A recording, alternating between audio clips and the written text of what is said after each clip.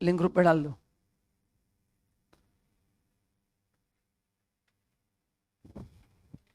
चलिए, सो hi everyone, आगे बढ़ते हैं। आज से अपन नया टॉपिक स्टार्ट करेंगे, मतलब solving set of and carry forward of loss. Online confirm करो, आवाज आ रहा है कि नहीं आपको, या फिर आप एक बार चेक कर लो लिंक, आवाज आ रहा है कि नहीं। चलो, पहला question, compute the GT of mister Jackie from the following information. Income under that salary 2,60,000, income from property A and B. ठीक है, तो जहां पे निगेटिव है वहां पे अपने को सेटअप के प्रोविजन अप्लाई करना है, बराबर है ना, तो इस पे आपका फोकस होना चाहिए। देन स्पेकुलेशन इनकम 20,000 दिया है, बिजनेस इनकम निगेटिव दिया है, income from owning and maintaining resource negative दिया है, इनकम फ्रॉम एग्रीकल्चर दिया है negative, short term capital gain दिया है, लॉन्ग टर्म लॉस निगेटिव दिया है, एंड बाद में इंटरेस्ट ऑन सिक्योरिटीज निगेटिव दिया है। ठीक है, तो ये ऐसे आपको एग्जाम में क्वेश्चन दिया जाएगा। एग्जाम में जब क्वेश्चन सॉल्व करना है तो पहले सेक्शन 70 अप्लाई करना है। 70 का मतलब क्या है, पहले सेम हेड में लॉस एडजस्ट करना है, वो नहीं है तो फिर 71 क्रॉस हेड, एंड वो भी नहीं हो रहा है तो कैरी फॉरवर्ड। तो क्वेश्चन देख के समझ में आता है। तो बताओ यहाँ पे 70 पॉसिबल है क्या? देखो, अगर देखो यहाँ पे दिया है ना, दो दो प्रॉपर्टी इनकम दिए कि नहीं, मतलब 70 पॉसिबल है कि नहीं। अगर एक ही देते तो फिर डायरेक्ट अपन 71 में आते। तो एग्जाम में आपको चेक करना है इस सेम हेड का कोई पॉजिटिव इनकम है क्या। तो जहां जहां पे निगेटिव है वहां पे उसी हेड का पॉजिटिव इनकम भी है, तो अपन पहले सेक्शन 70 अप्लाई करेंगे, फिर 71, फिर कैरी फॉरवर्ड। चलो रूलिंग लो।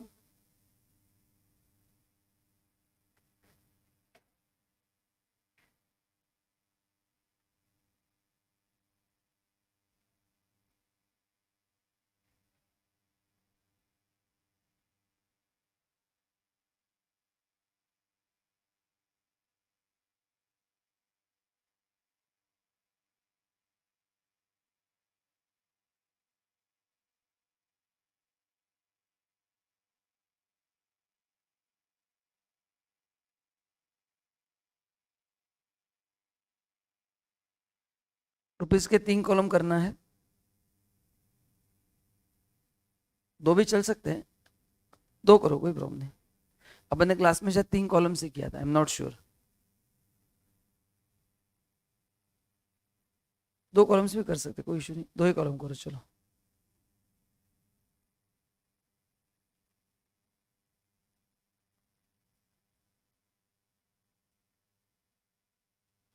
Particulars working note rupees rupees, head wise जाना है, सैलरी, फिर एचपी, फिर पीजीबीपी, फिर कैपिटल गेन, फिर इनकम फ्रॉम अदर सोर्स। तो पहले क्वेश्चन में मार्किंग करके लेना है कि कौन से हेड में क्या क्या डेटा दिया है। तो ये सैलरी है, ये एचपी, ये दोनों पीजीपी हैं, ये income from other source. Agri income तो एग्जाम्प्ट ही है, अपन ने सेटअप में पढ़ा था कि एग्जाम्प्ट इनकम को कंसिडर नहीं करना है, फिर उसका लॉस है तो भी कंसिडर नहीं करना है। देन ये कैपिटल गेन है, और ये तीनों इनकम फ्रॉम अदर सोर्स है। तो ऐसे पहले मार्किंग करके लेना है ताकि कोई भी चीज हम स्किप नहीं कर सकते, और हेड वाइज जाना है तो फिर कंफ्यूजन नहीं होता है। ठीक है, ऑनलाइन हो गया, रिप्लाई करो सब लोग ऑनलाइन। चलो, तो अभी इनकम फ्रॉम सैलरी पॉजिटिव है, सो लिखो उसको आउटर कॉलम में।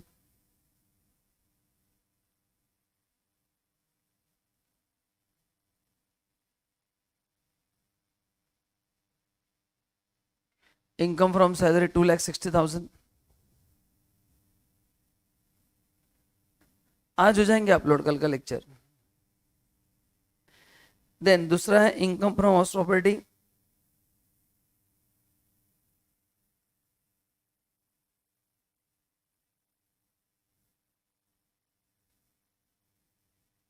वन एंड टू, दो है, इनर कॉलम में लिखना है। कितने बताऊं, पहला 4,500 पॉजिटिव है, दूसरा 280 निगेटिव है।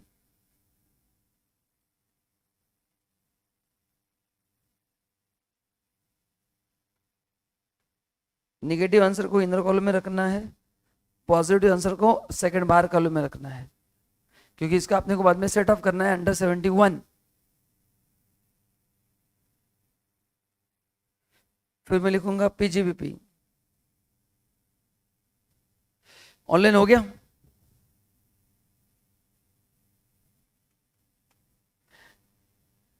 पीजीबी में स्पेकुलेटिव इनकम 20,000 पॉजिटिव है, बिजनेस इनकम नेगेटिव है 130। लिखो स्पेकुलेटिव इनकम 20,000,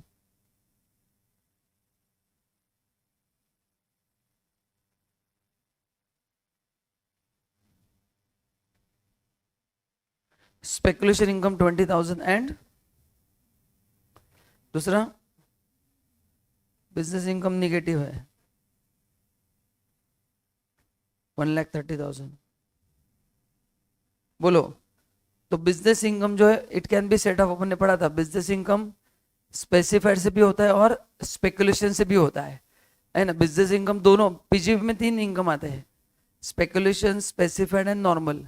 तो ये नॉर्मल बिजनेस लॉस है जो दोनों का सेट ऑफ होता है। अगर आपके पास मेरे नोट से तो पेज पे अपन ने लिखा है, देखो कि नॉन स्पेकुलेशन बिजनेस लॉस, उसके आगे देखो चेक करो सब कुछ लिखा है। तो ये नॉन स्पेकुलेशन जो बिजनेस लॉस है ये पीजीबीपी के सभी इनकम में एडजस्ट होता है, कोई प्रॉब्लम नहीं है। फिर भी निगेटिव है तो इनर कॉलम में रखो 1,10,000। नेक्स्ट लाइन से जा रहे हैं, next head is capital gain. Online यहां तक हो गया? रिप्लाई करो। चलो, तो कैपिटल गेन में देखो short term and long term है। शॉर्ट टर्म में फायदा है 30,000 का, लॉन्ग टर्म में निगेटिव है, कितना है 1 लाख है ना। तो ये तो अभी आउटर में आएगा, क्यों? क्योंकि long term loss can not be set up against short term gain. Short term loss हम सेट अप कर सकते हैं अगेंस्ट लॉन्ग टर्म, बट उल्टा नहीं होता है। तो लॉसेस को इनर कॉलम में रखना है, पॉजिटिव इनकम को आउटर कॉलम में लेना है। Next income from other source. Income from other source, उसमें कैजुअल इनकम के अगेंस्ट कोई भी लॉस सेट ऑफ नहीं होगा, और वो लॉस भी कहीं पे भी एडजस्ट नहीं होगा। तो वो इनकम है तो आउटर कॉलम में आएगा, लॉस है तो इग्नोर करना है। चलो देखते हैं अदर सोर्स में क्या क्या दिया अभी। अच्छा, एग्री इनकम का अपन नोट लिखेंगे बाद में कि एग्री इनकम एग्जेम्प्ट है, तो जो इनकम एग्जेम्प्ट है उसका लॉस भी उसी इनकम के अगेंस्ट सेट ऑफ होगा, बाकी इनकम में नहीं होगा। Lottery income and horse race, बोलो ये दोनों आउटर कॉलम में आएंगे कि नहीं? इसके अगेंस्ट कोई भी लॉस सेट ऑफ नहीं होगा, और इसको इनर कॉलम में रखो, देखते हैं अपन क्या करना है। अच्छा, ये इसके अगेंस्ट होगा क्या सेट ऑफ? नहीं होगा ना, ये other income from other source है, वो कैजुअल इनकम के सेट ऑफ नहीं होगा। तो लिखो लॉटरी इनकम, अमाउंट बताओ कितना? लॉटरी 10,000, हॉर्स रेस 1,70,000, एंड तीसरा अदर इनकम जो निगेटिव है 70,000। So now we have got 4 negative income. कितने हैं? और है क्या है? हाँ, वो भी निगेटिव है, लिखो ओनिंग एंड मेंटेनिंग रिसोर्स, वो भी निगेटिव है 1,50,000। तो अभी आपका सेक्शन 71 चेक करना है, and you have to focus on this negative income जो आपको मैं स्क्रीन पे दिखा रहा हूं। तो 1 2 3 4 5 अमाउंट मेरे पास है, मैं 2 मिनट देता हूं, आप बताओ कैसे करेंगे 71 में। क्लास के नोट्स चेक कर सकते हैं आप, बताओ कैसे करेंगे 71 में।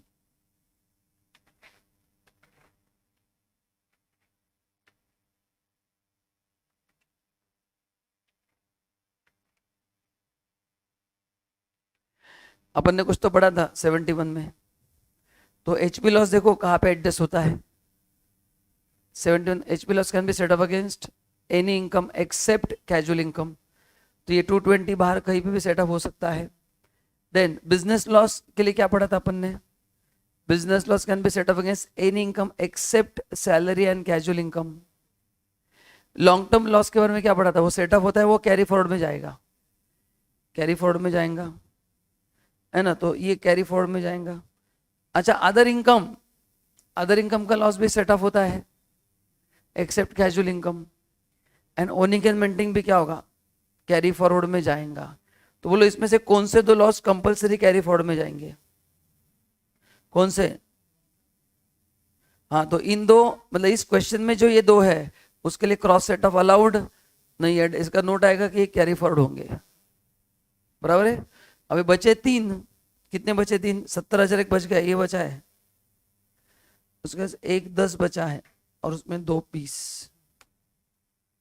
सो टोटल कितना है ये? 2 20 प्लस 1,10,000 प्लस 70,000, 4 लाख है। बोलो अब इसमें से पहला कौन सा सेट ऑफ करना है? कुछ अपन ने पढ़ा था क्या? मैंने आपको एक समरी टेबल बना के दिया है, टेबल 70 71 कैरी फॉरवर्ड, उसके नीचे एक नोट लिख के दिया है कि इसमें से जो बचे हुए लॉसेस है इसमें अदर सोर्स कैरी फॉरवर्ड नहीं होता है, इसलिए 71 जब अप्लाई करेंगे तो सबसे पहले कौन सा सेट ऑफ करना है? कौन सा करना है? अदर सोर्स का करना है, क्योंकि वो कैरी फॉरवर्ड नहीं होता है। तो ये 220 110 एंड 70, उसमें सबसे पहला कौन सा होगा? अच्छा, इन बाहर के कौन से इनकम एलिजिबल नहीं है? ये इनकम एलिजिबल नहीं है क्योंकि कैजुअल इनकम है, तो technically we have only 290 income and 290 के अगेंस्ट अपने को लॉसेस एडजस्ट करने 4 लाख के, तो सभी लॉसेस होने वाले हैं। तो पहला कौन सा करेंगे? अदर इनकम का करेंगे। So I keep this in outer column, ठीक है। और कौन सा आएगा बोलो? ये ले लो पूरा 220 है क्या? देखो इतना, अब देखो ना ये कितना हो गया? 290 हो गया ना ये। 290 में से अपन ने 70 यूज किया, कितना बचा पॉजिटिव इनकम? अरे इनकम कितना है available for set of? Total, total कितना था? टू, हाँ, जो मैंने ग्रीन कलर से मार्केट 290 था ना, 290 में से अपन ने 70,000 यूज किया, 220 बचा, तो can we set off this fully? अरे हाँ या ना? ये पूरा सेटअप होगा ना? तो कौन से हो गया फिर? किया ना सेटअप, वही तो 220। लेकिन अपन ने पढ़ा था, एक मिनट, हो गया क्या? हाँ, बोलो अभी क्या डाउट है? तो इनकम कितना आएगा अभी? 180 इनकम आएगा जो कैजुअल इनकम होगा, एंड बाकी के लॉसेस क्या होंगे? कैरी फॉरवर्ड होंगे। समझा क्या आपको? चलो टोटल लो, इज इक्वल टू GTI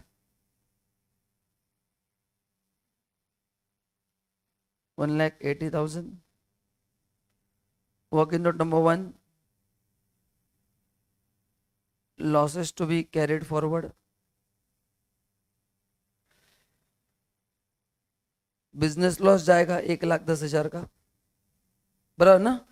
वो अपने को सेटअप करने का मौका नहीं मिला। बिजनेस लॉस 1,10,000,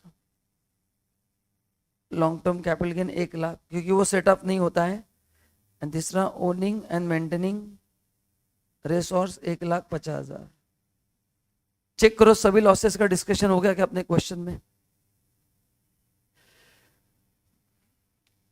70 को अपन ने उड़ा दिया, 220 को उड़ा दिया, तो बचे 1 2 3 लॉस, बराबर है। तो ये लॉसेस क्या होंगे? कैरी फॉरवर्ड होंगे। एंड दूसरा नोट क्या आएगा जो आप भूल गए थे आज? क्या नोट आएगा? जब भी हम सेक्शन 71 अप्लाई करेंगे, पहले कौन से लॉस सेट ऑफ करना है? इनकम फ्रॉम अदर सोर्स, क्योंकि वो कैरी फॉरवर्ड नहीं होते हैं। बस ये नोट आप लिख देना बाद में, बस आपको समझ में रहना जरूरी है अभी। अरे समझा कि नहीं आपको? ऑनलाइन हो गया क्वेश्चन कंप्लीट? रिप्लाई करो।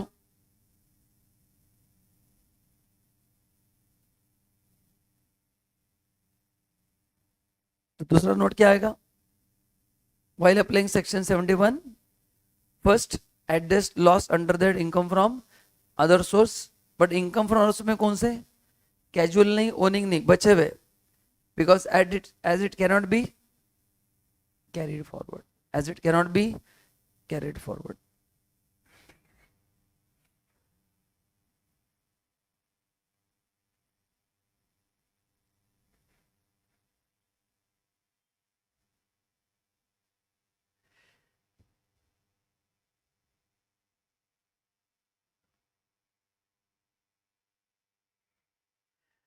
अरे हुआ कि नहीं होगा?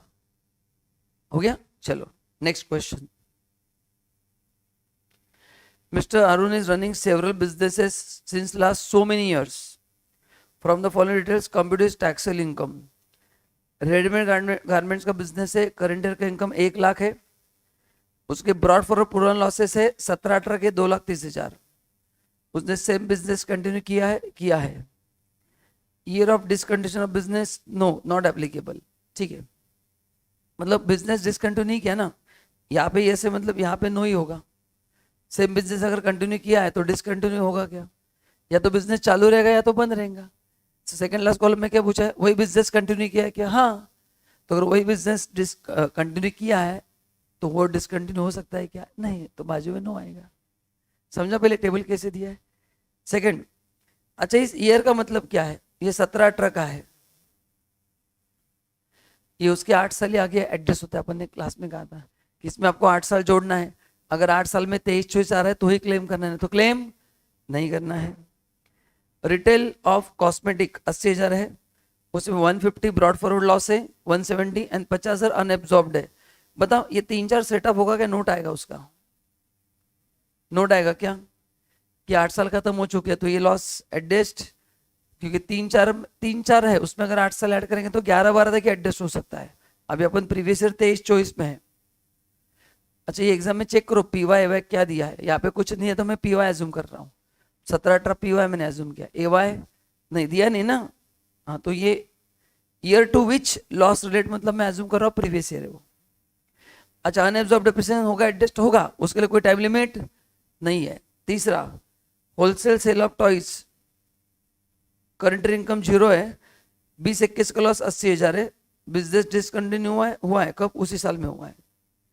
तो ये डिसकंटिन्यू बिजनेस हुआ है, उसका 80,000 लॉस है. बट ये भी कितने साल कैरी फॉरवर्ड होगा? अपन ने पढ़ा था सेम बिजनेस कंटिन्यू नहीं किया तो भी चलेगा, हेड सेम होना चाहिए. क्या सेम होना चाहिए? अच्छा ऊपर ब्रॉड फॉरवर्ड लिखा मतलब 71 है, मतलब ये 71 ऑलरेडी हो चुका है, ये अपन कैरी फॉरवर्ड के पोजीशन में है. अच्छा कैसे पता चलेगा एग्जाम में सर ये 70 है 71 है? ब्रॉड फॉरवर्ड का मतलब क्या? पहले अपन ने कैरी फॉरवर्ड किया है. तो कैरी फॉरवर्ड कब होता है? 70 अप्लाई हो चुका है, 71 अप्लाई हो चुका है, उस साल एडजस्ट नहीं, इसलिए अपन ने क्या किया? कैरी फॉरवर्ड किया है. लास्ट ईयर का कैरी फॉरवर्ड इस साल का क्या होगा? Brought forward. तो ब्रॉड फॉरवर्ड मतलब वो कैरी फॉरवर्ड का ये, एंड अपन ने ब्रॉड फॉरवर्ड में क्या पढ़ा था? वो उसी हेड में एडजस्ट होता है. कहाँ पे होता है वो? उसी हेड में होता है. Wholesale of fruits 30,000 being bad debts, इस साल रिकवरी हुआ बैड डेट्स का. लास्ट ईयर का लॉस 17,000 पड़े, वो भी 6-7 का है. अभी देखो आपको पता है मिलेगा कि नहीं मिलेगा? नहीं मिलेगा. क्यों? 6-7 में अगर 8 साल ऐड करते तो 14-15. ठीक है. ऑप्टिकल का बिजनेस है, 30,000 बैड डेट्स का रिकवरी हुआ है. ठीक है, लॉस 17,506 का है. देन इन्वेस्टमेंट बिजनेस से 90,000 रुपया मिला है, उसमें 15,000 डिविडेंड फ्रॉम फॉरेन कंपनी है. ठीक है, उसमें कोई लॉस नहीं दिया है. मेडिसिन बिजनेस से बैड डेट्स का रिकवरी हुआ है 40,000 का, वो बैड डेट्स उस साल का है. ठीक है, 97-98 का, जिस साल बिजनेस डिसकंटिन्यू किया था. मैन्युफैक्चरिंग ऑफ स्कूल यूनिफॉर्म 40,000 का, ब्रॉड फॉरवर्ड लॉस है 17-18 का है, रिटर्न फाइल नहीं किया उस साल का, एंड टोटल है ये उस साल बिजनेस बंद भी कर दिया है. ठीक है, तो अपन क्या करेंगे? पहले पॉजिटिव इनकम कहाँ पे? ये लेंगे कि ये पॉजिटिव इनकम है, ये दूसरा है. अच्छा रिकवरी ऑफ बैड डेट्स पे अपन ने क्या पढ़ा था? It is taxable as business income. और अपन ने रिकवरी में भी पढ़ा था कि वो बिजनेस अपने डिसकंटिन्यू भी किया है तो भी रिकवरी टैक्सेबल होगा एज अ बिजनेस इनकम. तो ये भी अपना एक इनकम है, ये भी अपना एक इनकम है, ये भी अपना इनकम है. कौन सा? बट ये 90,000 इन्वेस्टमेंट बिजनेस है, उसमें 15,000 अदर सोर्स में जाएगा, एंड बचाओ 75,000 क्या होगा? बिजनेस इनकम होगा. ठीक है, ये भी रिकवरी ऑफ बैड डेट्स भी क्या होगा? बिजनेस इनकम होगा. And manufacturing of school uniform. ठीक है, तो बताओ कौन से लॉसेस पहले अपन एडजस्ट नहीं करेंगे? बताओ जहां पे 8 साल खत्म हो चुके हैं.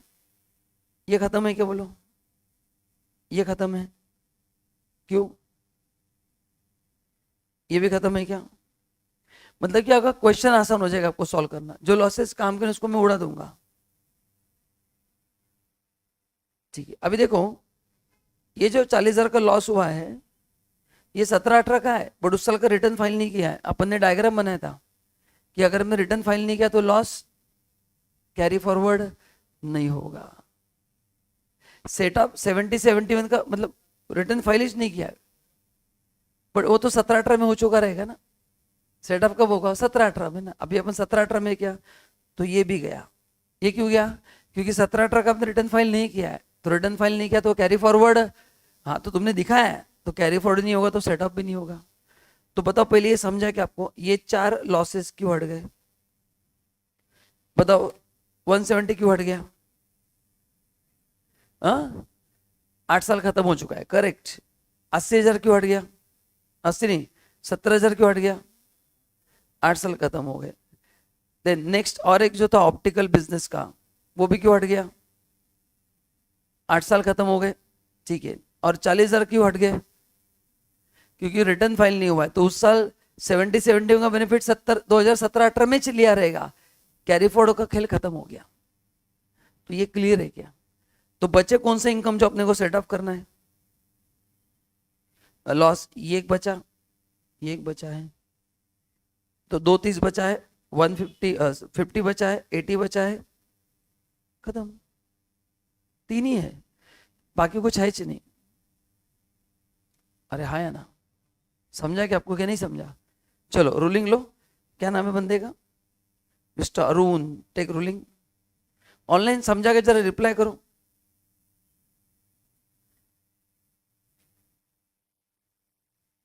है ना? ऑनलाइन रिप्लाई करो सब लोग।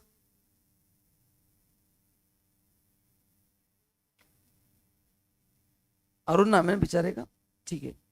क्या क्या बिजनेस चेंज किया इसने? Computation of total income of Arun,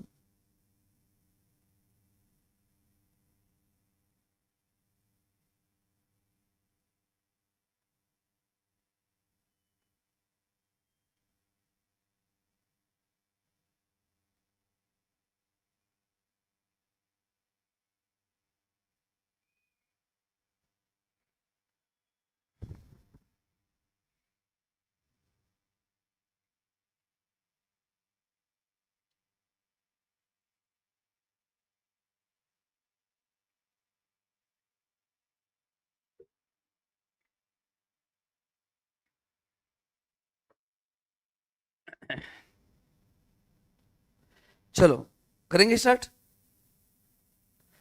लिखो। अच्छा इसमें 2 ही हेड है, एक पीजीपी पर इनकम फ्रॉम अदर सोर्स, 2 ही है। कैरी फॉरवर्ड करने के बाद वो उसी हेड में होता है, क्रॉस हेड नहीं होता है। चलो पीजीपी में पहला कौन सा बिजनेस इनकम है? लिखो readymade garments income 1 lakh.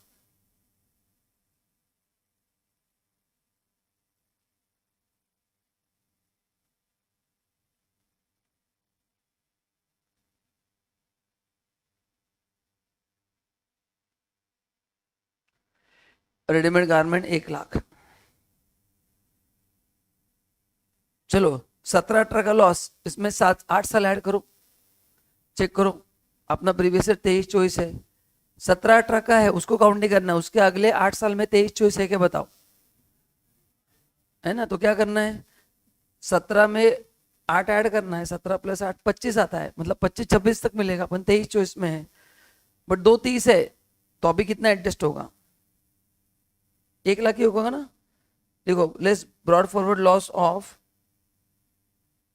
17-18, 1 lakh ही होगा।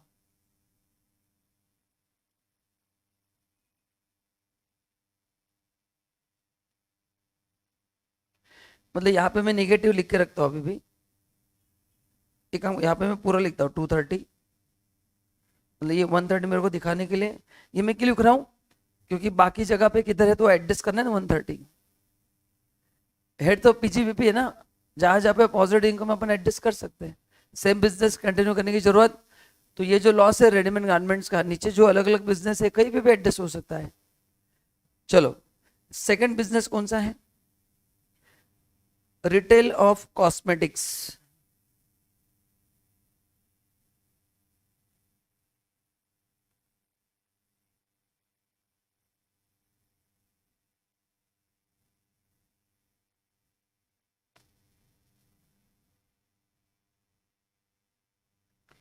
ये 80,000 है।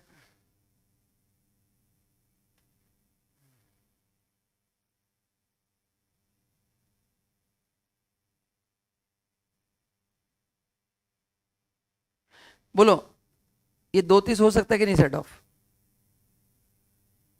32 में से कितना बचा? 130 बचा है ना, हो सकता है ना सेट ऑफ? हाँ तो लिखो लेस ब्रॉड फॉरवर्ड। अच्छा, अभी उनका भी लॉस है। उनका कौन सा लॉस है बोलो? एक 3-4 का लॉस है, पहले वो लिखते हैं। वो क्यों नहीं होगा बोलो? हाँ तो वो भी लिख लिख के देता हूं आपको मैं। नोट नंबर 1 कुछ भी नहीं आएगा। Less brought forward loss of readymade business, वो भी मैक्सिमम 80 होगा सेट ऑफ। वो 130 है, मैं लिख के रखता हूँ, मतलब मेरे को समझेगा 50 अभी भी बचा है। समझा मैंने 130 क्यों लिखा? ताकि मेरे को याद रहेगा कि अभी 50 बचा हुआ है। ये 17-18 का है। बोलो, यहाँ तो कोई डाउट है ऑनलाइन? चलो और कौन सा है? अच्छा, अनएब्जॉर्ब डेप्रिसिएशन सबसे बाद में होगा। अनएब्जॉर्ब डेप्रिसिएशन जितने साल चाहे अपन उसको कैरी फॉरवर्ड कर सकते हैं, तो उसका अपन सबसे एंड में करेंगे, करना है एडजस्टमेंट। ये 50 का करना है बट सबसे एंड में।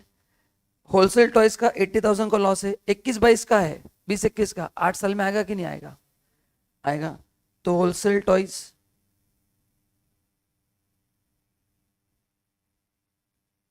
लेकिन ये भी निगेटिव है बराबर ना, तो उसको अभी लिख के रखेंगे ना, लॉस है ना वो भी, तो लिख के रखते हैं 80,000।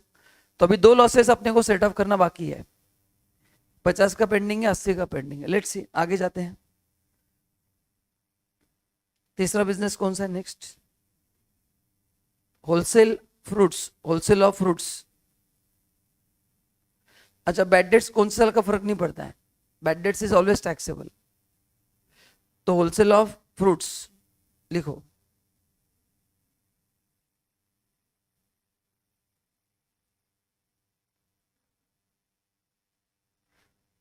30,000। और कौन सा है? ऑप्टिकल 30,000।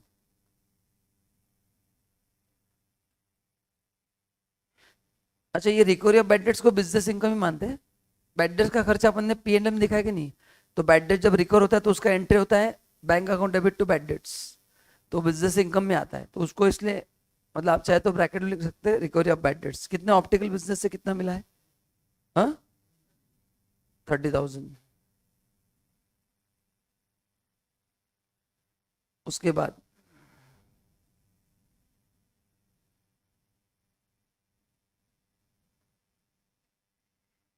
इन्वेस्टमेंट बिजनेस कितना है उसमें से?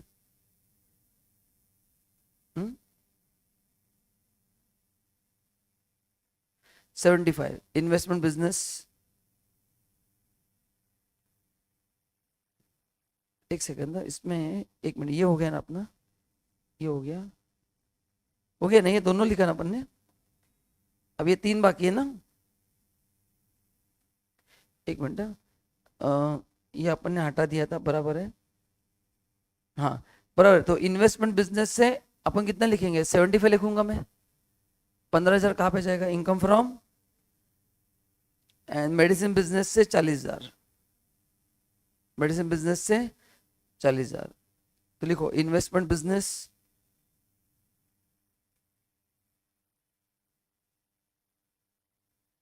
90,000 माइनस 15,000, 75,000।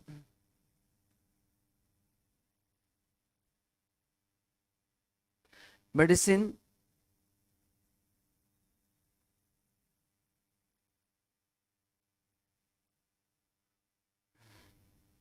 40।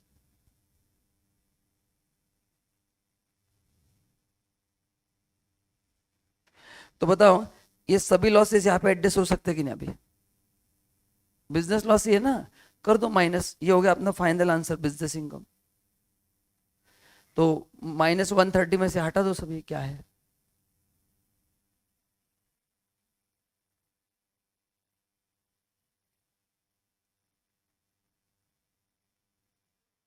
हाँ कितना आ रहा है, एक मिनट।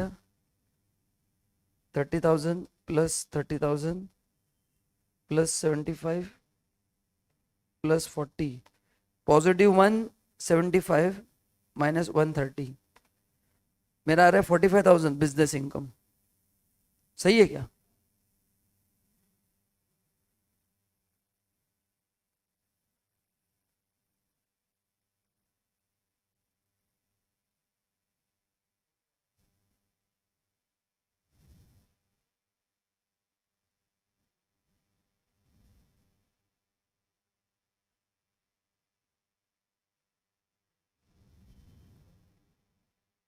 कितना आ रहा है?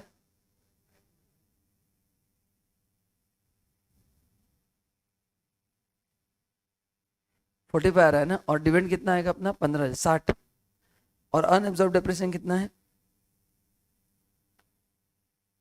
एक बार आप चेक कर लो, देखो सब सही है क्या आपके हिसाब से, एक बार देख लो। एक मिनट पूरा क्वेश्चन रिवाइज कर लो सब लोग, ऑनलाइन आप भी देख लो।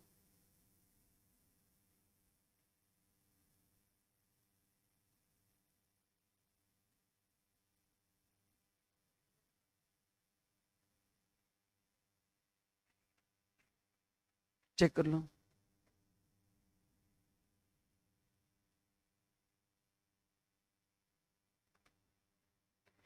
इसमें एक ही चीज आपको समझना है, अपन ने पढ़ा था कि बैड डेट्स का रिकवरी जो है, सुनो अभी, बैड डेट्स का डिडक्शन तब भी अलाउड है अगर वो बिजनेस डिसकंटिन्यू नहीं हुआ है। तो ये जो 30,000 देखो यहाँ पे बिजनेस डिसकंटिन्यू उसी साल हुआ है, तो अपन ने पढ़ा था कि bad debts of discontinue business are not allowed as a deduction. Bad debts off हुआ है कि नहीं? देखो व्हाट इज 6-7, कौन से साल का लॉस है और बिजनेस कब बंद किया? तो 6-7 का लॉस है और बिजनेस भी 6-7 में बंद किया। तो अपन ने बैड डेट्स में पढ़ा था, आप चेक कर सकते हैं सेक्शन 36 में पीजीपीपी में, मैं आपको दिखाता हूँ क्वेश्चन के बाद, यहाँ भी दिखा देता हूँ। मैंने आपको ट्रिक भी बताया था कि फिर इस साल बिजनेस बंद मत करो, अगले साल 1 अप्रैल को बंद करो, अगर कोई याद है तो। दिखा देता हूँ, कोई प्रॉब्लम नहीं। सेक्शन 36 अगर आपके पास मेरे नोट्स है, आपको दिखा देता हूँ।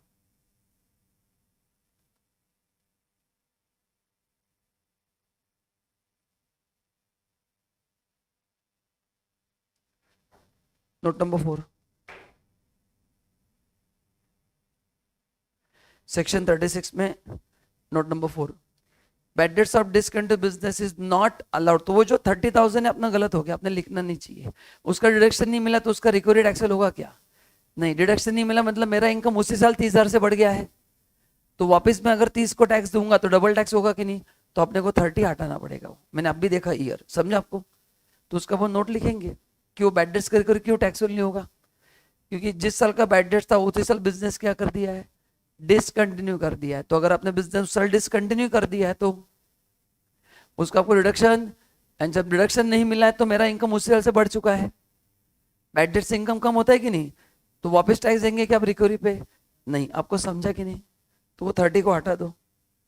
कौन सा बिजनेस है देखो जरा, वो कौन सा था वो 30,000? होलसेल फ्रूट्स ना, बराबर ना? इसको हटा दो, इसका वो नोट लिखते हैं। अभी बताओ क्या स्थिति है? ऑप्टिकल का था क्या? नहीं, ऑप्टिकल का ईयर अलग है ना, ईयर अलग है, सेम ईयर नहीं है। जिस साल बिजनेस बंद कर दिया है उस साल का बैड डेट्स अलाउड नहीं है। यहाँ पे दोनों अलग अलग तो कोई प्रॉब्लम नहीं है। यहाँ पे बैड डेट्स पहले साल के है, बिजनेस बाद में बंद किया है, ठीक है ना? समझा ना? हाँ तो देखो कितना रहा अभी, क्या पॉजिटिव निगेटिव? हाँ तो ये पॉजिटिव 15,000 आ गया। अभी देखो इनकम फ्रॉम अदर सोर्स में डिविडेंड,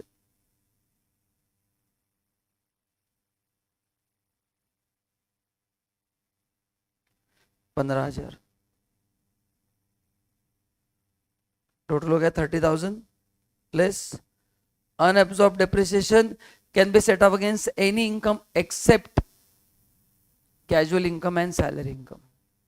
तो ये जो बचा हुआ है ना ये कैजुअल इनकम है ना सैलरी इनकम है, तो ये 30,000 ही एडजस्ट होगा, इनकम 0 होगा।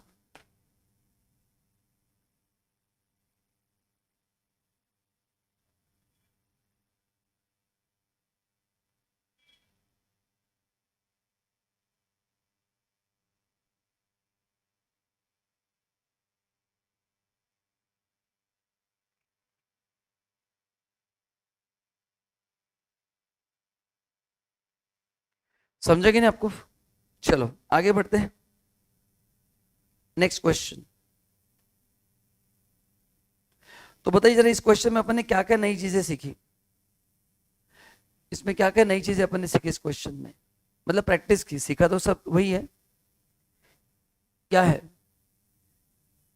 इसमें बैड डेट्स का अपन ने सीखा कि अगर बैड डेट्स का एग्जाम में क्वेश्चन आता है recovery of bad debts and उन्होंने अगर आपको दिया है कि बैड डेट्स कौन सी ईयर का है, उसी साल अगर बैड डेट्स है तो उस साल ही डिडक्शन नहीं मिलेगा, तो उस साल डिडक्शन नहीं मिला तो इस साल वापस टैक्सेबल भी नहीं होगा, उस साल वापस टैक्सेबल भी नहीं होगा, बराबर है क्या? हाँ, बाकी अनएब्सॉर्ब डेप्रिसिएशन 5,000 कैरी फॉरवर्ड होगा, नहीं कितना अपन ने एडजस्ट किया अनएब्सॉर्ब 30, तो बचा 20 क्या होगा, कैरी फॉरवर्ड होगा। ठीक है, चलिए आइए आगे बढ़ते हैं। Compute the amount of deduction under section 80C from the following information. Payment of LIC premium दिया है, LIC का पॉलिसी अमाउंट दिया है, NSC परचेज दिया है, repayment of housing loan, contribution to ULIP, school fees paid for one child, amount deposited in PPF, notified units of mutual fund and GTI भी दिया है, 370 180 इनकम दिया है। The total income consists of income under the head PGBP only, तो ये सभी कौन सी income है, बिजनेस इनकम है, बाकी कोई इनकम नहीं है। ठीक है, चलो तो अभी अपन रूलिंग, ऐसे रूलिंग बनाओ फटाफट, ABCDEF लिखो, लिखो कंप्यूटेशन ऑफ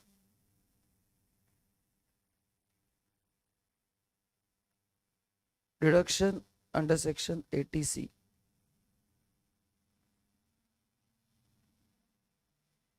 अभी आपके पास 80C का लिस्ट होना जरूरी है कि 80C में क्या क्या आता है, नहीं तो फिर दिक्कत हो जाएगी।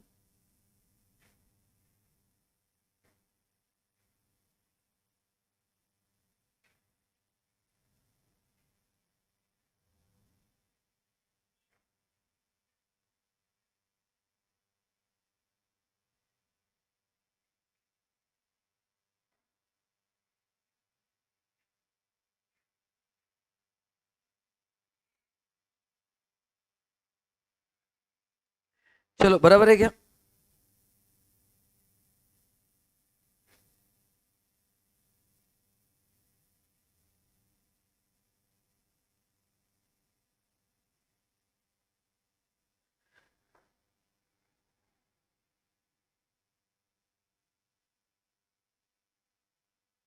चलो पहला नो LIC प्रीमियम, अभी पॉलिसी वैल्यू दिया है, तो अगर मतलब सब एश्योर्ड दिया है तो सब एश्योर्ड का या तो 20% अलाउड है, कुछ केस में 10, कुछ केस में 15। अब मैंने आपको क्लास में कहा था कुछ नहीं है तो 10% एज्यूम करना है। पॉलिसी का अगर 12 याद है ना, 2012 के पहले लिया तो maximum 20% of sum assured allowed है, 12-13 में लिया तो मैक्सिमम 10% ऑफ सम एश्योर्ड, 13 के बाद है तो 10% हैंडीकैप है तो 15, बट यहाँ पे ईयर नहीं दिया है, तो मैंने क्लास में एज्यूम बोला था कि एज्यूम करो 10%, मतलब 2013 के बाद का पॉलिसी है। तो LIC का अमाउंट 80%, 80 रुपीज है, रुपीज इन 1000 है, 80,000 है, तो उसका 10% मैक्सिमम अलाउड है, मतलब कितना अलाउड है 8, और आपने कितना पे किया है 5 पे किया ना, प्रीमियम कितना पे किया है 5, इज इट बिलो 8 तो मिलेगा, तो लिखो LIC प्रीमियम बस ऐसे तो लिखना है, खत्म।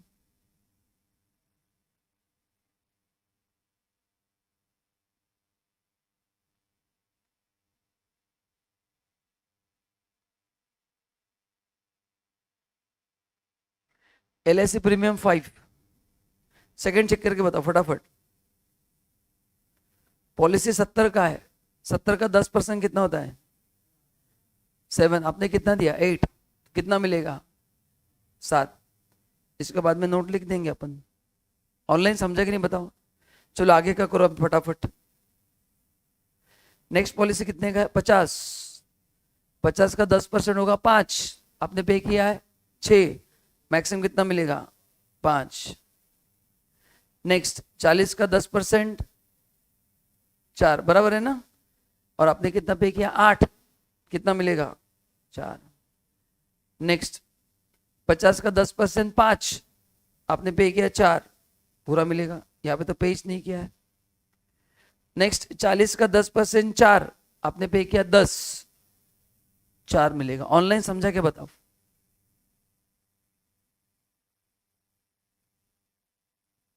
क्या नहीं समझा?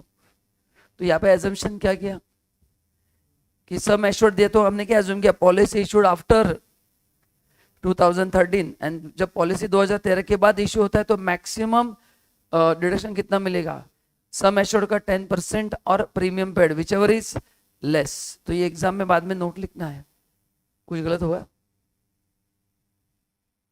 सही है ना? बोलो कुछ गड़बड़ है? ऑनलाइन समझा? रिप्लाई करो सब लोग, बोलो हाँ हाँ हाँ। ऑनलाइन रिप्लाई करो हाँ हाँ हाँ, ऐसे 3 बार भेजो। जिनको समझा वो लिखेंगे, जो नहीं भेजेंगे उनको मैं पागल करार दूंगा। बोलो ना। क्या हो गया लास्ट में? तो 40 सम एश्योर्ड है ना, उसका 10% कितना आता है? 4। 4 और 10 विच एवर इज लेस? क्या 10 छोटा है? कंफर्म? लॉक किया जाए? तुम 2 करोड़ जीत चुकी हो। फिर तुमको नहीं चाहिए वो अलग बात है, बट जीत चुकी हो। चलो सो क्लियर है? Great, yes, thank you so much. Next NSC purchase. NSC तो आता, बोलो एनएससी आता है कि नहीं? एटीसी में आता है, लिख दो अमाउंट, कॉपी करना है। बोलो रीपेमेंट ऑफ हाउसिंग लोन आता है कि नहीं आता है? आता है। यूलिप आता है, स्कूल फीस पेड आता है, पीपीएफ आता है, नोटिफाइड म्यूचुअल फंड आते हैं। बस फटाफट कॉपी करो, टोटल करो, क्वेश्चन खत्म, इतना है। चलो बस कॉपी करना है फटाफट फटाफट, बाकी चीजें आती है ना, लाइन से कॉपी करना है। चलो आप मेरे को बताओ नेक्स्ट क्या है? एनएससी परचेस्ड अमाउंट बताओ ए का, देन 15, उसके बाद देन कितना है? Then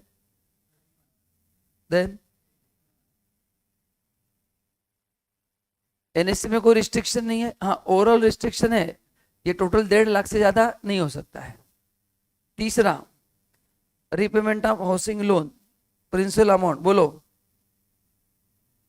20, next 30, oh sorry 25, next next nil, next next कितना?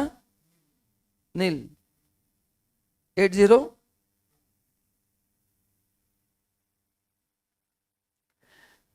चलो नेक्स्ट फोर्थ क्या है? यूलिप ना, यूलिप इज ऑल्सो एलिजिबल। बोलो पहला कितना है, कितना किया है? 10, बी ने, सी, नील, डी, ई कितना? 3, एफ, जी, चेक करो बराबर है क्या? ऑनलाइन हो गया क्या बता? बस आपको लाइन से कॉपी करना है, बाकी कुछ भी नहीं।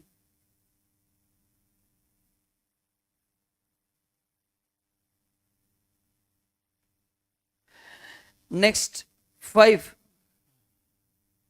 क्या है? हाँ स्कूल फीस मैक्सिमम 2 चाइल्ड का अलाउड है, that too if it is paid in India, इसलिए उन्होंने 1 चाइल्ड दिया है। बोलो अमाउंट बोलो फटाफट। 10, 15, next next next next.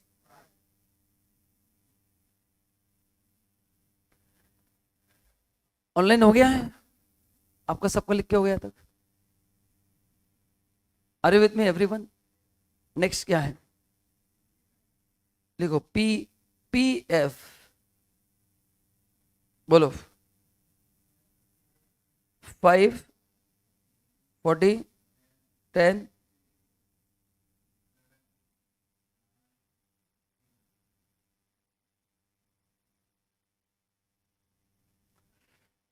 Online okay. Next क्या है बोलो? नोटिफाइड मतलब जहां पे लॉक इन पीरियड 3 साल का होता है। लिखो म्यूचुअल फंड कितना है? हाँ 80,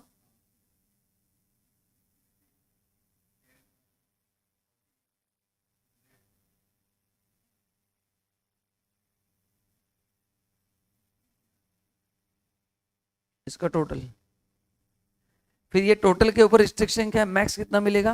1.5 लाख से ज्यादा नहीं मिलेगा। तो हर एक का टोटल लो आप लोग, लिखो टोटल पहले, फिर मेरे को बताना, आराम से करो। ऑनलाइन जरा आंसर भेज दो, ऑनलाइन आंसर भेजो। ए का टोटल, बी का, सी का, डी का भेजो सब लोग आंसर, मेरे को देखने दो आप सॉल्व कर रहे कि नहीं।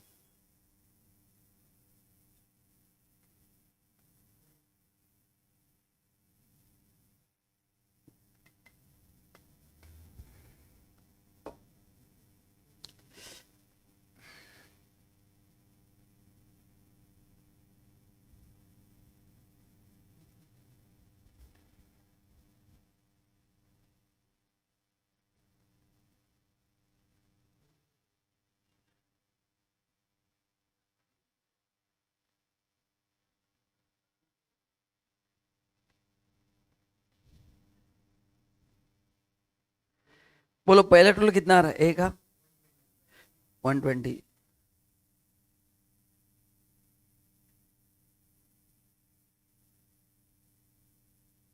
नेक्स्ट 180, लेकिन 150 मिलेगा। नेक्स्ट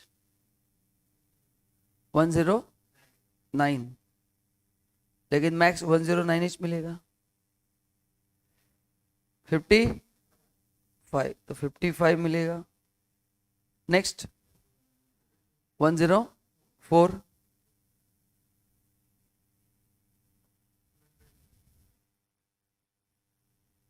200 एंड कितना मिलेगा?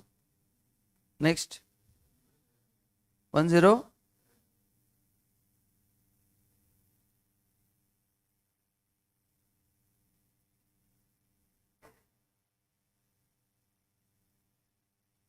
समझा आपको?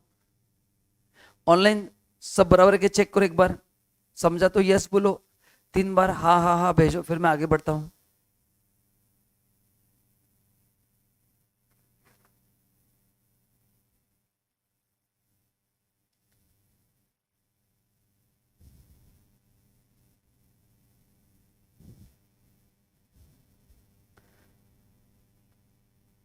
हो गया? करेक्ट है? कोई डाउट, शंका, अड़चन, प्रश्न, क्वेरी, कंफ्यूजन? नहीं, कुछ भी नहीं। ऑनलाइन ग्रेट, ऑनलाइन रिप्लाई करो फटाफट, आवाज दो कि हम आपके साथ हैं। हाँ बस वहां से चिल्लाना मत, लोगों को पागल लगोगे, खाली टाइप करके भेजना है। चलो second question. X completed studies on 1/4/23 and was immediately employed by X Limited on the following terms. Basic salary 20,000 दिया है, DA 5,000 per month forming part of retirement, bonus 50,000 है। During the year the employer contributed 33,000 to the pension scheme being notified under 80 CCD में employer का contribution है। X also contributed similar amount. His income from house property is 50,000.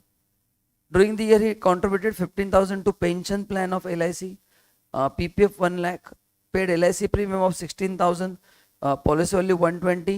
Compute his total income.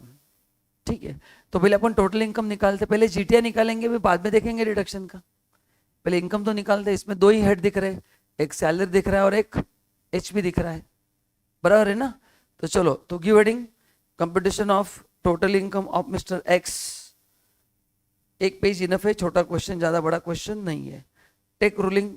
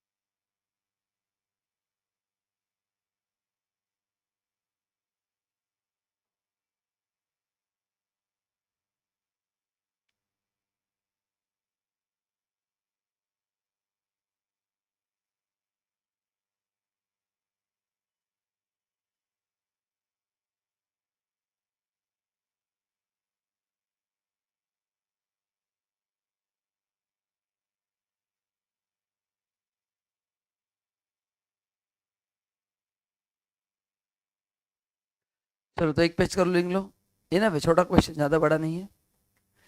Competition of total income of mister X for A Y 24-25।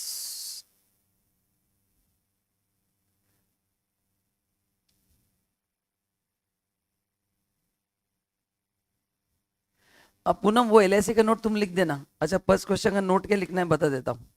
LIC का note लिखना है तो लिखो, in absence of any information. पहले question का LIC का note लिख के दे रहा हूं। In absence of any information, in absence of, जिनको लिखना लिखो, in absence of any information it is assumed that it is assumed that LIC policy issued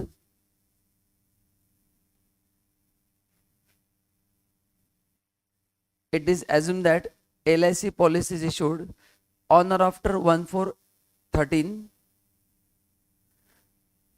on or after 1/4/13,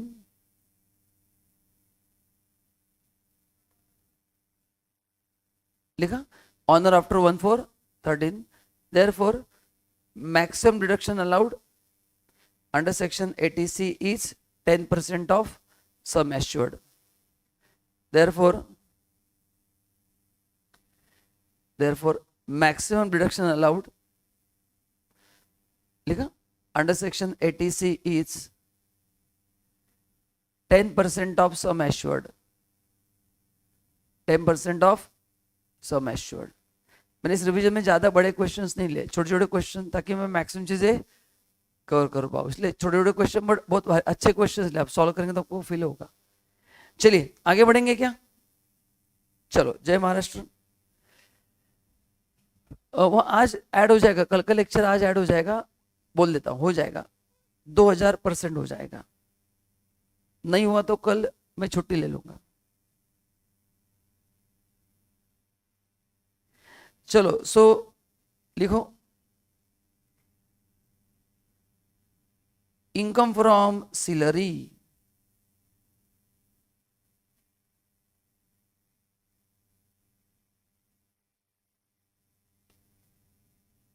चलो तो 2 मिनट देता हूं, आपको जितना आता है बताओ, सैलरी में क्या क्या आएगा आप लिखो, 2 मिनट देता हूं, बस ग्रॉस सैलरी मत लिखना, टोटल अपन मिलके करेंगे, आपको जितना आता है उतना आप सॉल्व करो। क्या आपके हिसाब से चेक करो, इसमें से हर एक एडजस्टमेंट का रेफरेंस पता होना चाहिए, सैलरी का है, एचपी का है, डिडक्शन है, तो जो जो एस एस एस है वो सब ले लो आप आपके हिसाब से। चलो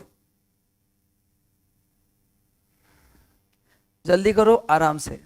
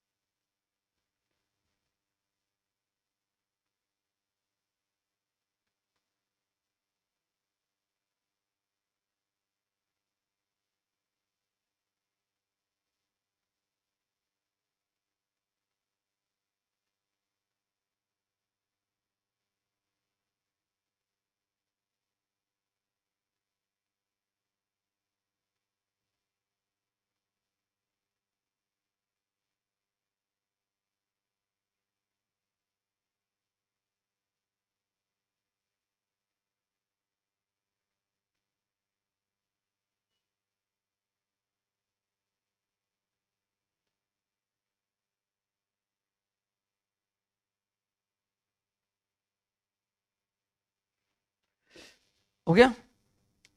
चलो, तो बेसिक सैलरी कहाँ पे आएगा? इसी हेड में आएगा या अदर सोर्स में जाएगा? जबरदस्त आंसर, ये देना आसान नहीं है, it's required super talent. DA, DA कितना बोला है? 5,000 पर मंथ ना, ये भी कहाँ पे जाएगा? सैलरी में। बोनस कहाँ पे जाएगा? और कुछ है क्या जो सैलरी इनकम में आ सकता है?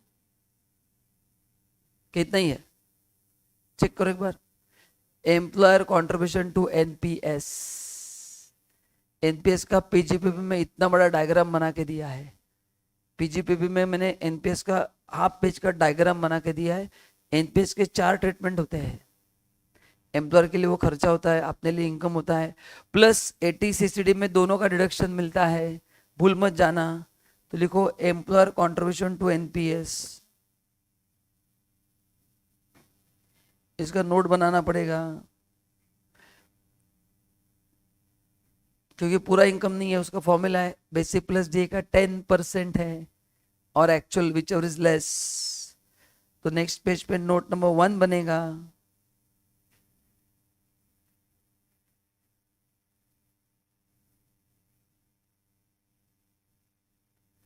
तो what is salary for NPS? Basic plus DA if applicable. तो इस क्वेश्चन में डीए एप्लीकेबल है या नहीं है? है ना? तो आपका इनकम कितना माना जाएगा? 10% ऑफ 3 लाख और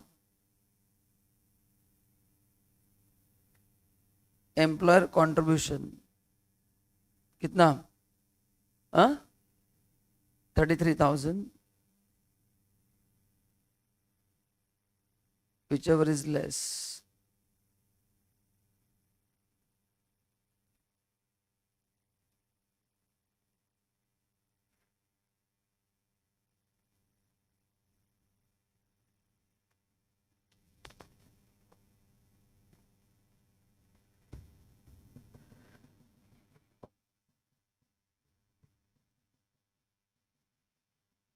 हो गया?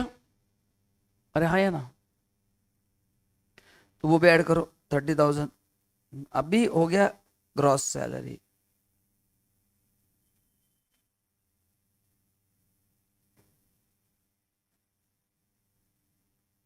कितना आ रहा है? लेस डिडक्शन अंडर सेक्शन 16 50,000 का। ये आ गया अपना पहला आंसर।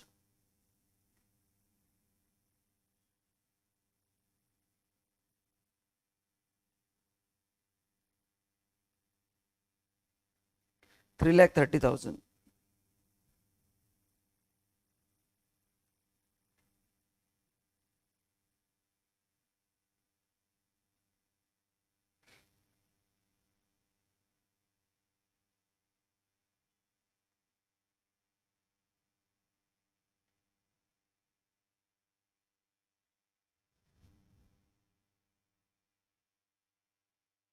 हो गया। चलो सेकंड, और कौन सा इनकम है? हाउस प्रॉपर्टी ना। चलो सेकंड लिखो। अच्छा, ये रेंट दिया है या इनकम दिया है? इनकम दिया ना, तो उसमें 30% माइनस करने की जरूरत नहीं है। मैंने बहुत बार ये बोला है, एग्जाम में गड़बड़ मत करना। तो ये आ गया GTI 3,80,000।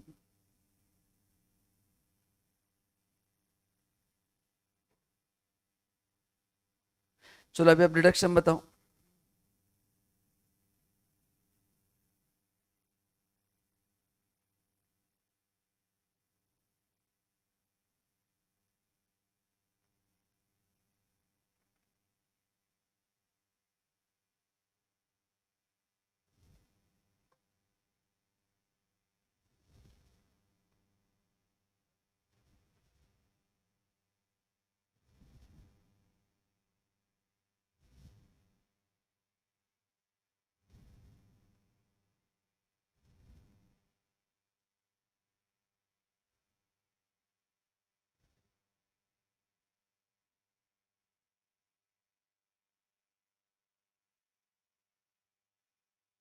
चलो करो कंप्लीट।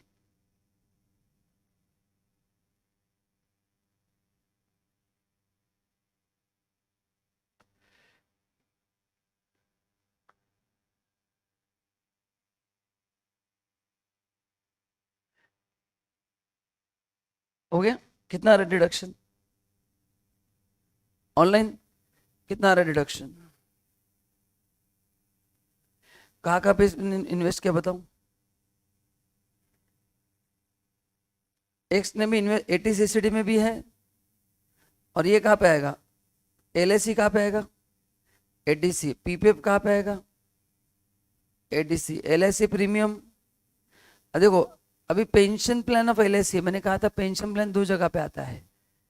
आप एटीसी में लिया तो ट्रिपल सी में मत लो, बट अपन अलग अलग लेंगे ताकि ज्यादा मिलने का स्कोप है। बट ओवरऑल सबके ऊपर 1.5 लाख का कैपिंग किया है, तो कुछ ज्यादा फर्क नहीं पड़ने वाला।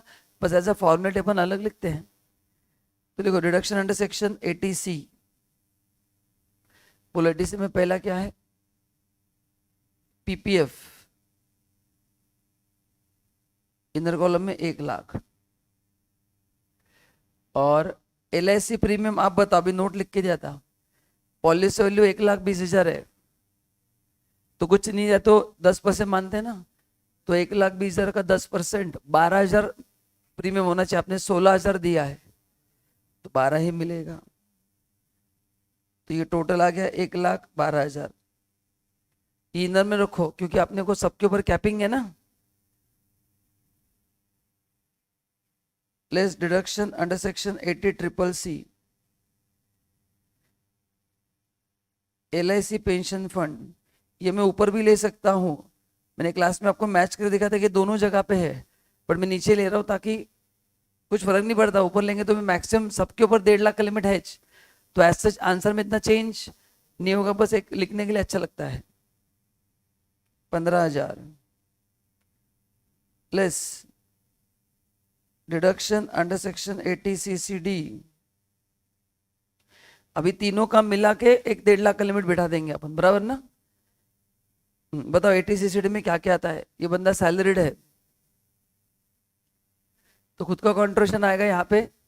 इन सब के ऊपर अपर कैप लगेगा प्लस एम्प्लॉयर का कॉन्ट्रिब्यूशन प्लस 50,000 वाला चीज।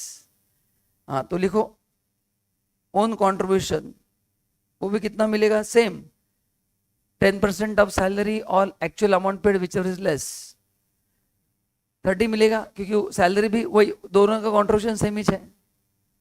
अरे समझा कि नहीं? क्यों 30 मिलेगा? क्योंकि उसने भी 30,000 ही कॉन्ट्रीब्यूट किया है। 33 जितना एम्प्लॉयर ने किया उतना उसने किया है।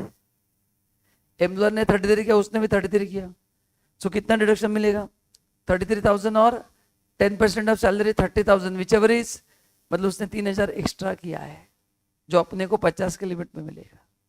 उसने जो 3 एक्स्ट्रा किया वो कहाँ पे मिलेगा? वो 50 के लिमिट में मिलेगा। सो ओन कॉन्ट्रीब्यूशन 30,000। अब इन सब का टोटल लो।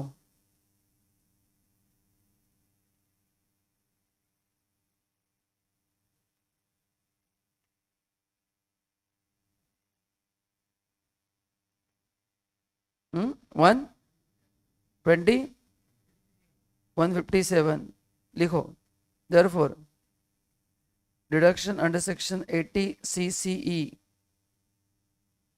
मैक्स कितना मिलेगा? मैक्स 1,50,000। तो मैं आउटर कॉलम में कितना माइनस करूंगा? 150। इसमें और क्या ऐड होगा? एम्प्लॉयर कॉन्ट्रिब्यूशन कम मिलेगा प्लस खुद का एडिशनल कॉन्ट्रिब्यूशन भी मिलेगा। एम्प्लॉयर का कितना मिलेगा? 30 मिलेगा और खुद का एडिशनल कितना मिलेगा? 3,000। जरा चेक करो आपको समझा कि नहीं, मेरे को बताओ।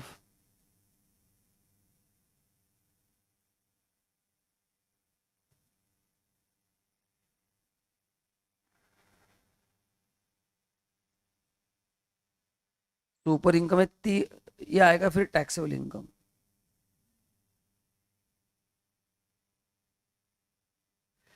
तो ये ऊपर है 380, 380 माइनस 183 शायद।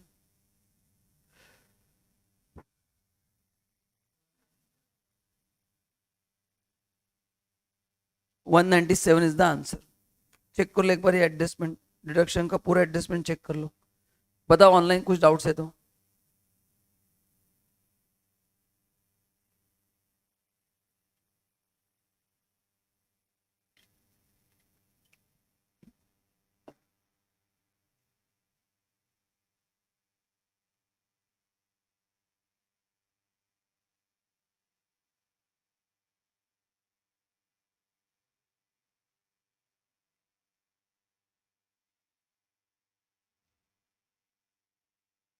ऑनलाइन बोलो समझा क्या? ऑनलाइन रिप्लाई करो। और आपको समझा कि नहीं? चलो नेक्स्ट क्वेश्चन।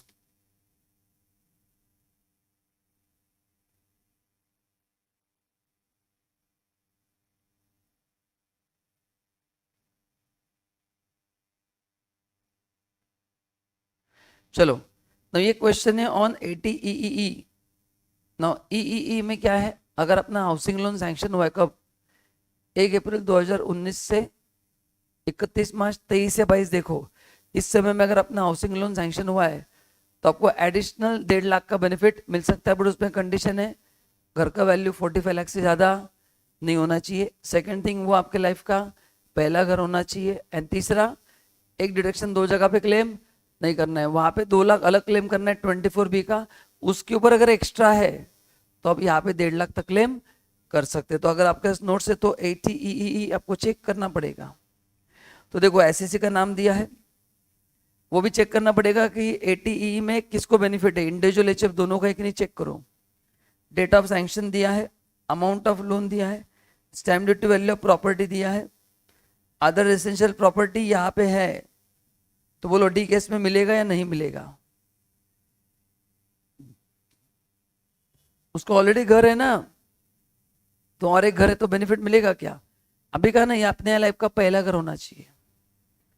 इंटरेस्ट दिया है 22-23 का, यहाँ पे चाहिए। अच्छा ये यहाँ पे 23-24 करो। ठीक है, तो ये ऐसा है। तो एक बार कंडीशन पढ़ लो, आप नोट्स है ना आपके पास, एक बार 80 पढ़ लो, है ना आपके पास नोट्स? एक बार 80 चेक कर लो। कंडीशन बताओ, पहला लोन सैंक्शन कब होना चाहिए, बताओ देख के। 1 अप्रैल 19 से 2022 तक, ये पहला कंडीशन। देन ये आपके लिए आपका पहला घर होना चाहिए, दूसरा कंडीशन। तीसरा, मैक्सिमम वैल्यू घर का 45 लाख होना चाहिए, लोन के अमाउंट पर कोई टेंशन नहीं है, यानी आपके लाइफ का पहला घर होना जरूरी है, और एक अमाउंट दो जगह पे क्लेम नहीं करना है। तो देखो अभी, तो बताओ घर का वैल्यू के हिसाब से कोई प्रॉपर्टी इसमें से, अच्छा बेनिफिट खाली इंडिविजुअल को है या एचएफ को भी है? चेक करो पहला लाइन। अरे नोट्स में दिया है ना, पहले लाइन पे दिया है, आप झगड़ा मत करो, पहली लाइन पे दिया है ओनली एचएफ है क्या उसमें? तो ये भी हट गया क्या बताओ? अच्छा और कौन सा केस आपको लगता है हट गया, देखो जरा वैल्यू देख के बताओ। वैल्यू किसी घर का वैल्यू 45 के ऊपर है क्या? बी। तो केस 2, 4, 6 हट गए, उसका रीजन आप मेरे को बताओगे। बोलो 2, 4, 6 क्यों हट गया? 2 का रीजन क्या है? वैल्यू 45 से ऊपर है, ठीक है। 4 का रीजन क्या है? उसके पास ऑलरेडी एक घर है इसलिए वो हट गया। 6 का रीजन क्या है? तो वो नोट 3 आपको लिखना है। तो अभी वर्किंग अपन किसका करेंगे? 1, 3, 5, क्यों टाइम वेस्ट करेंगे? 1, 3 एंड 1, 3, 5 बराबर है। चलो टेबल बनाओ।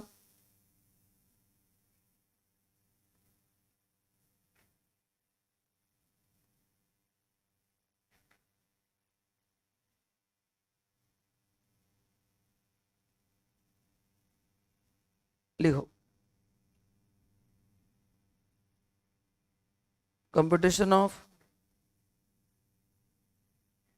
Deduction under section 80 CC, sorry EEA।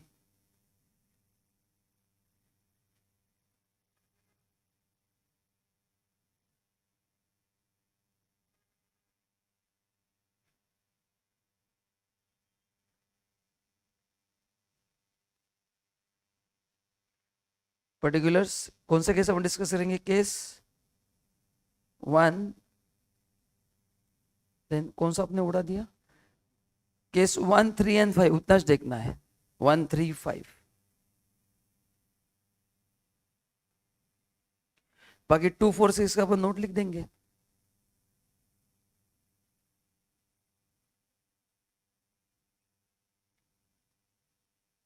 Fifth भी नहीं आएगा, क्यों? अच्छा, फिफ्थ भी नहीं आएगा, बराबर है, क्यों?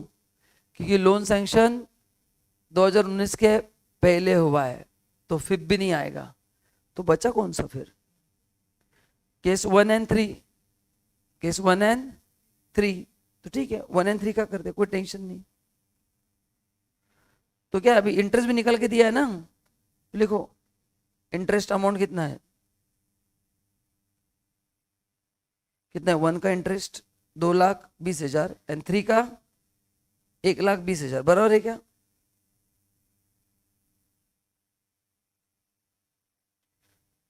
सो डिडक्शन अंडर 80EEA, पहले केस में 1.5 लाख मिलेगा, दूसरे केस में 1,20 मिलेगा।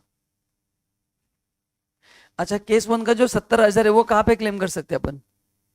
वो 24B में क्लेम कर सकते हैं ना, एसओ प्रॉपर्टी में, वहां पे क्लेम कर सकते हैं अपन। और ये तो पूरा एग्जस्ट हो गया, तो 120 वापस क्लेम नहीं करना है। तो मैं यहाँ पे ऐसे लिख सकता हूँ क्या?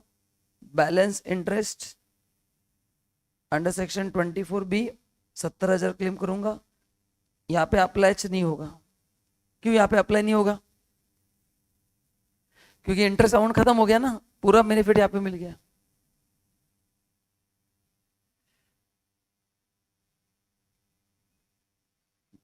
बस अभी नीचे अपने को नोट्स लिखना है 1 बाय 1।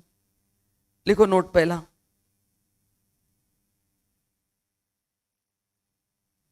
नोट लिखो पहला,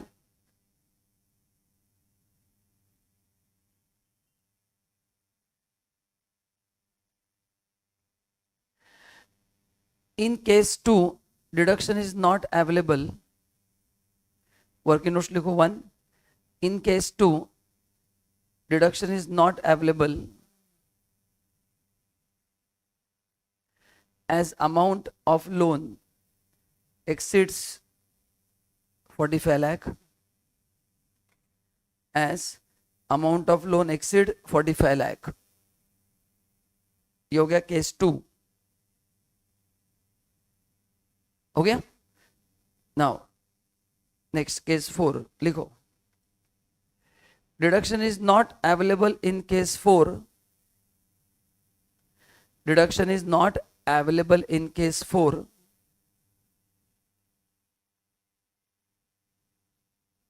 as deduction is not available in case 4 as SAC is owner of, SAC is owner of, as SAC is owner of another property, SAC is owner of another property on the date of sanction of loan,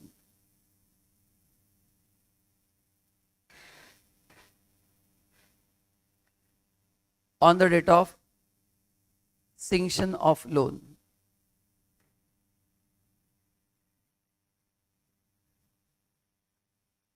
हो गया। Next case कौन सा लिखना है अभी अपने को? 5 ना, हाँ 5 लिखो, case 5, deduction is not available in case 5, deduction is not available in case 5 as amount is borrowed, as amount is borrowed before 1/4/19, as amount is borrowed before 1/4/19। next case 6,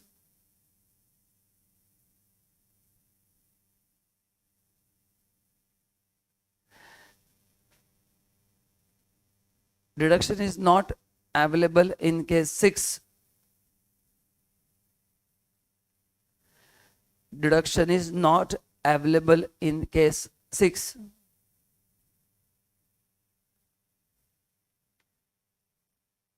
As SAC is a HUF, as SAC is a HUF. ठीक है, चलो तो आज एक question आप homework के लिए try करना एंड फिर कल इसको अपन कंप्लीट करके फिर आगे बढ़ेंगे. तो अभी TDS बाकी है, TDS advance tax and competition के 2-3 क्वेश्चन है, फिर अपन GST में एंटर करेंगे. ठीक है, चलिए guys, thank you so much, bye bye.